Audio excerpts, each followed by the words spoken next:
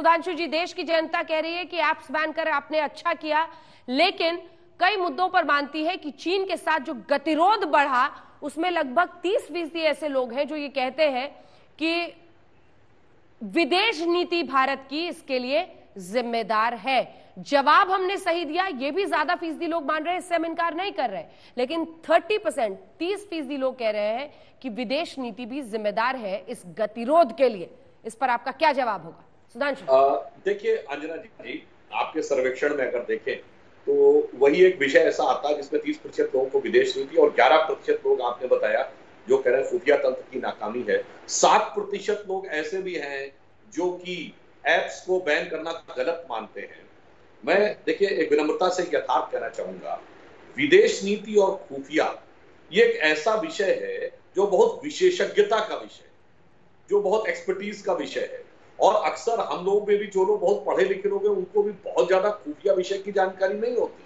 इसीलिए आप देखिए 7% लोग जो ये कह रहे हैं कि नहीं बैन करना चाहिए, या तो वो इस विषय से पूर्णतः अनभिज्ञ हैं कि क्या इसका खुफिया प्रभाव हो सकता है अथवा इसका विदेश नीति पर क्या प्रभाव हो सकता है। उसी प्रकार से फॉरेन पॉलिसी भी एक बहुत ही हाई एक्सपर्टीज का विषय है, तो इसमें हो सकता है कि तमाम सामान्य लोगों को जिनको उस विषय की जानकारी ना हो, कई बार जो प्रचार और दुष्प्रचार होता है उसका प्रभाव पड़ सकता है। तो मैं सर्वेक्षण में इस बात को स्वीकार करता हूं, परंतु यथार्थ यह नहीं हो सकता। मैं एक उदाहरण के लिए आपसे कहना चाहता हूं, भारत में यदि आप अपने सर्वे का सर्वेक्षण लेंगे तो 73% लोग साक्षर हैं और 27% लोग निरक्षर हैं।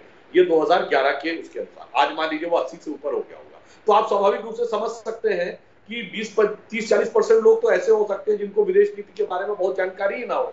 तो इसलिए उसमें उनको बेनिफिट ऑफ डाउट दिया जा सकता है, उनको लगे कि जो प्रचार हुआ शायद वो सही था, शायद वो गलत था। और खुफिया तो और भी ज्यादा जटिल विषय है। खुफिया पे तो बहुत से लोगों को, हमारे जैसे लोगों को भी एक लिमिटेड जानकारी होती है, आप जैसे लोगों को भी लिमिटेड जानकारी। सुधांशु जी, परंतु फिर भी मैं ये चाहूंगा, फिर भी मैं मतलब जो आपके हाँ में हाँ ना मिलाए उस देश की जनता को आप कहेंगे कि वो अनभिज्ञतावश ये कह रहे हैं।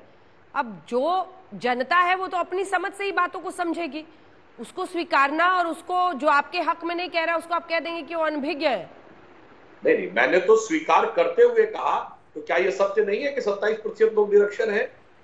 आप बताइए अंजना जी, जो व्यक्ति साक्षर नहीं है वो विदेश नीति के बारे में अपना विचार व्यक्त करने की वास्तविक सामर्थ्य रखता, मैं स्वीकार करते हुए कह रहा हूं, आप बता दीजिए मुझे। अभय दुबे जी, अंजना जी देखिए, जो बात साक्षरता पर आ गई है, दुर्भाग्यपूर्ण बात है, उन लोगों को अनपढ़ बता रहे हैं जिनको सबसे ज्यादा जानकारी है। आपने भी इंटेलिजेंस फेल्यूर का इशू रेज किया। मैं बताना चाहता हूं, डोकलाम से शुरू हुआ है ये क्रम। 2017 में 71 दिन का स्टैंड ऑफ था। सरकार ने जानकारी देश को दी कि दोनों सेनाएं पीछे हट गई, लेकिन वुहान जाने के पहले प्रधानमंत्री जी के 5 मार्च 2018 को पार्लियामेंट में निर्मला सीतारमन ने बताया कि वहां पर परमानेंट मिलिट्री इंफ्रास्ट्रक्चर बना लिया है चाइना ने उसी प्लेस पर, क्योंकि वो सिलीगुड़ी कॉरिडोर हमारे लिए बेहद इंपॉर्टेंट है। दूसरी बात, आज भी आंखों में धूल झोंकी जा रही है। स्वयं देश के प्रधानमंत्री जी ने इस बात को स्वीकारने से मना कर दिया कि ना तो वहां कोई घुसा है ना कोई वहां है, जबकि 16 और 17 जून को एमईए की प्रेस ब्रीफिंग देख लीजिए, उन्होंने कहा unilaterally line of actual control के इस तरफ चीन घुस आया है। और कल आज ही डिफेंस मिनिस्ट्री का वो इंपॉर्टेंट डॉक्यूमेंट हटाना पड़ा भारत की सरकार को, जिसमें ये खुलासा हुआ था कि वो दौलत बेग ओल्डी, वो पैगोंग सो लेक में और गलवान में चीन आज भी मौजूद है। इतना ही नहीं, आज तक की एक महत्वपूर्ण खबर मैं बताता हूं कि हिमाचल प्रदेश में कुन्नूर चिरांग गांव के लोगों ने बताया कि खेमकुल्ला के पास 20 किलोमीटर लंबी सड़क चीन ने बना ली है। अरे अभय दुबे जी, घंटों घंटों कांग्रेस के प्रवक्ता यही समझा रहे हैं, लेकिन फिर एक वजह बता दीजिए बिना चीखे चिल्लाए कि ये 69% लोग जो कह रहे हैं कि भारत सरकार ने सही जवाब चीन को दिया, उसको आप कैसे बदलेंगे? परसेप्शन देखिए ना सर, हमको देखिए परसेप्शन, देखिए परसेप्शन, देखिए आप रोज हम कार्पेट कोशिश बॉम्बिंग करते हैं, कभी वीडियो डालते हैं, कभी ये अलग अलग तरीके से राहुल गांधी ट्वीट करते हैं, कभी आप तमाम प्रवक्ता बोलते हैं, लेकिन बावजूद अंजना जी, इसके अगर इतना बड़ा हिस्सा इस सर्वे में तमाम परेशानियों को, और आप इसका हिस्सा देखिए, ये तब का है जब कोरोना का संकट काल था, ये तब है जब चीन के साथ हालात इतने खराब थे, उस दौरान भी लोग कह रहे हैं कि सरकार ने सही काम किया है।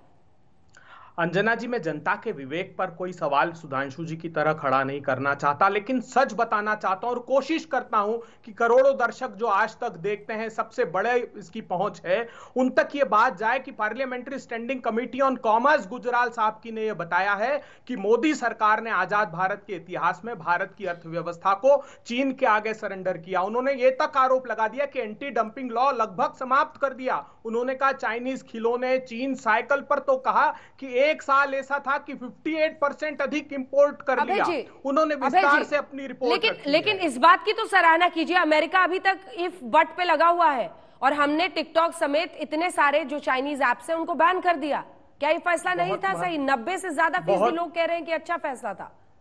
बहुत महत्वपूर्ण सवाल आपने खड़ा किया। यही सवाल अगर आप मोदी सरकार से मार्च 2020 में पूछा पार्लियामेंट में, तो उन्होंने क्या जवाब दिया? ये पूछा लोगों ने कि इससे हमारी सुरक्षा को खतरा है और अमेरिका इस पर आगे काम कर रहा है, तो उन्होंने कहा नहीं, इसमें संदेह नहीं, इससे सुरक्षा का कोई खतरा नहीं है। आज सिर्फ ये सिंबॉलिक है। मैं कह रहा हूं आज उसने हमारी एमएसएमई को डिस्ट्रॉय कर दिया, खुद मोदी सरकार की रिपोर्ट बता रही है।